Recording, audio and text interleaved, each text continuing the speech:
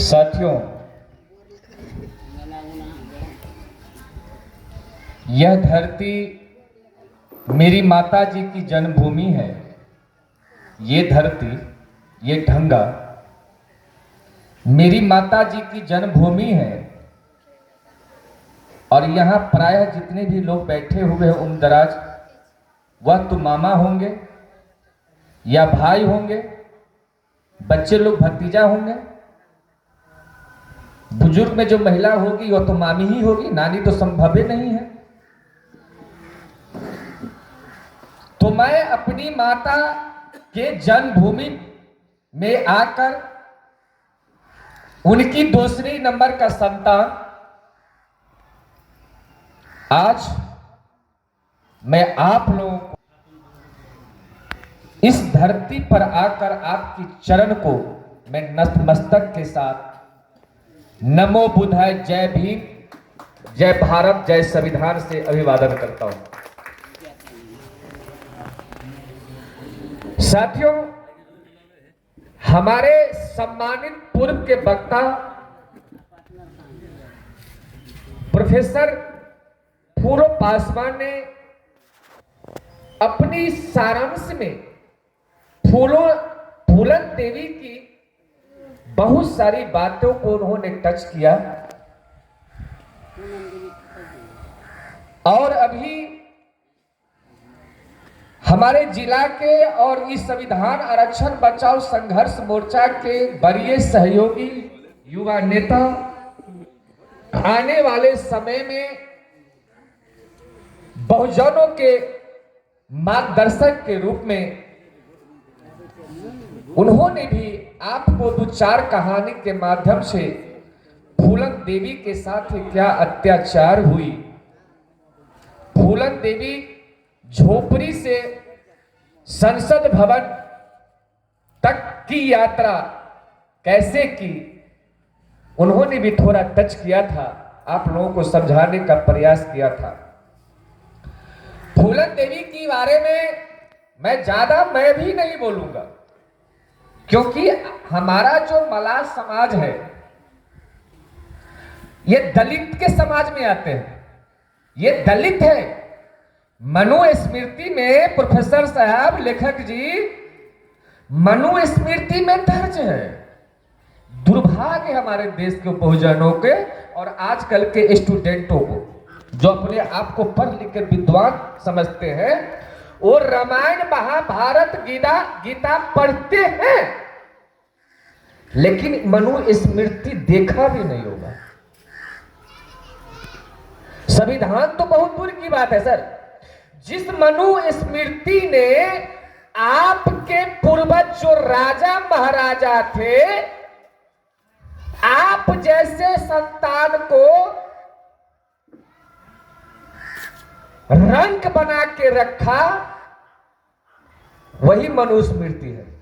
उस मनुस्मृति में आपकी आजादी, आपकी स्वतंत्रता, आपकी अभिव्यक्ति, आपकी भाईचारा, आपकी समानता, आपकी न्याय को ताला से जकड़ रखा है।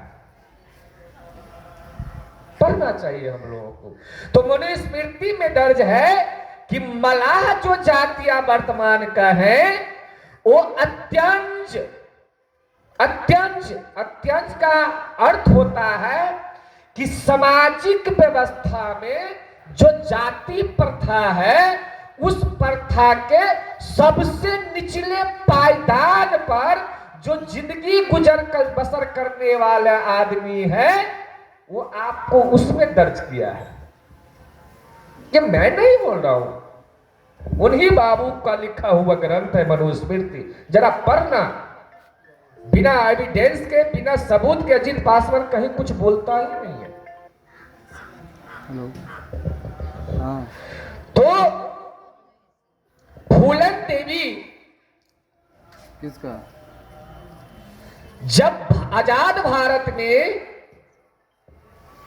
1962 ईस्वी में चीन और भारत के साथ बहुत ही भयंकर भीषण लड़ाइयां हुई, लाल बहादुर शास्त्री प्रधानमंत्री थे और नेहरू जी ने नारा दिया था पंचशील समझौता में, चीन भारत भाई भाई, हिंद चीन भाई भाई, हाँ हिंदी चीनी भाई भाई। और प्रधानमंत्री जवाहरलाल नेहरू ने हिंदी चीनी भाई भाई, और उधर चीनी ने भारत के पीछे से खंजर भोंका। वह 1962 की कहानी है। और 1962 में हमारे देश के वीर भारत पुत्रों ने, आजाद भारत के संतानों ने, प्रहरियों ने, सेनाओं ने कितनी मां की, कितनी बहने की मांग उजड़ गई। खून की होली चीनी ने भारतीयों के साथ खेला। देश उस चिंता से, उस दुख से उबरा भी नहीं था। तो 4-5 महीना के बाद भारत के सबसे बड़े राज्य उत्तर प्रदेश, हमारी मामी भी आई हुई है, ऐसे मामी सब हैं लेकिन अपनी मामी भी आई हुई है, इनको भी गर्मान्वित है। लेकिन हम जिन घर के मामी के घर में आए हुए वो मामी नहीं निकल रही है। तो 4-5 महीना 1962 की लड़ाई के बाद भारत के सबसे बड़े राज्य, आबादी वाला राज्य, पाखंडवाद वाला राज्य, असमानता वाला राज्य, वर्तमान की कबीर की राज, रविदास की राज, तुलसी की भी राज, वाल्मीकि की भी एक राज, और कालांतर में राम का भी राज, उस उत्तर प्रदेश के वर्तमान के जालौन जिला, वर्तमान के जालौन जिला जो 3 राज्यों से घिरा हुआ मरुस्थल, वो भूमि है, पहाड़ी भूमि है, ऊंच नीच भूमि है। देश राजस्थान और उत्तर प्रदेश के सीमा पर चंबल की घाटी, बहुत बड़े सैकड़ों मीलों में वह चंबल की वन है, माने नदियां हैं, वन है, बहुत बिहर है। बिहर के पास जालौन जिला के गढ़ के पूर्वा गांव, जना ढंगा पूर्वाई तो उस गांव का नाम था गढ़ के पूर्वा। गढ़ के पूर्वा गांव में मलाह परिवार ने 10 अगस्त 1963 ईस्वी को दीनादीन माता मूला देवी के गर्भ से मलाह के झोपड़ी में द्वितीय संतान के रूप में फुलवा का जन्म होता है। फुलवा का जन्म होता है। इनका पहले का नाम, बचपन का नाम फुलवा था। फुलवा इतनी सुंदर लड़की थी, ललाटी शरीर की, गोल गोल दाई, जरा अपना सब पहले जमाना में चमैन कहे छलिए नहीं बचले। महिला के जब प्रसव हो छले, हमरो माँ सबके भेले तो चमैने होबे छले, पहले का जगह हॉस्पिटल नहीं छले। तू दाई जब आया तो दिन जब सुना दाई के माध्यम से कि पुनः मुझे बेटी हुई है, तो दिन गरीबी के कारण, सामंतवादियों के अत्याचार के कारण, पुरोहित शाही के बेल लगाम के कारण दिन दुखी हो गए कि ऊपर से गरीबी, पुनः बेटी, महागरीबी। तो दाई ने कहा मन छोटा मत करो। किसको कहा? फुलवा के पिता को। मन छोटा मत करो, पुत्र भी होगा, बेटा भी होगा, धाढ़स्ती, जो किसी तरह से हो उनको ताकत आएगा। परंतु दिनादिन का इच्छा था कि बेटा होगा तो वंश को आगे बढ़ाएगा।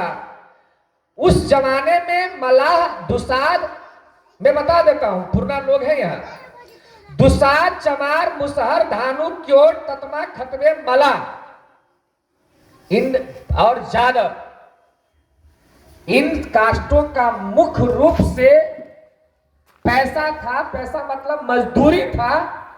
मजदूरी, खेत में काम करना, मवेशी को चारा करना, मालिक का गुलामगिरी करना और माल के खुट्टा के पास हलवा और चीन के भात खाना। यही था हम लोगों की औकात, यही था। क्या बाबा सच कह रहे हैं कि झूठ कह रहे हैं? यही औकात था। उस गरीबी में दीनादीन बहुत मायूस थे। इनसे पहले, फुलवा से पहले एक बड़ी बहन थी 2 साल की, उसका नाम था रुकमणी। मैं पारिवारिक बता रहा हूं आपको, मसाला नहीं लगा रहा हूं ताली बजाने के लिए, और बस लगाना भी नहीं है मुझे इसकी हिस्ट्री बताना है, इनकी इतिहास बताना।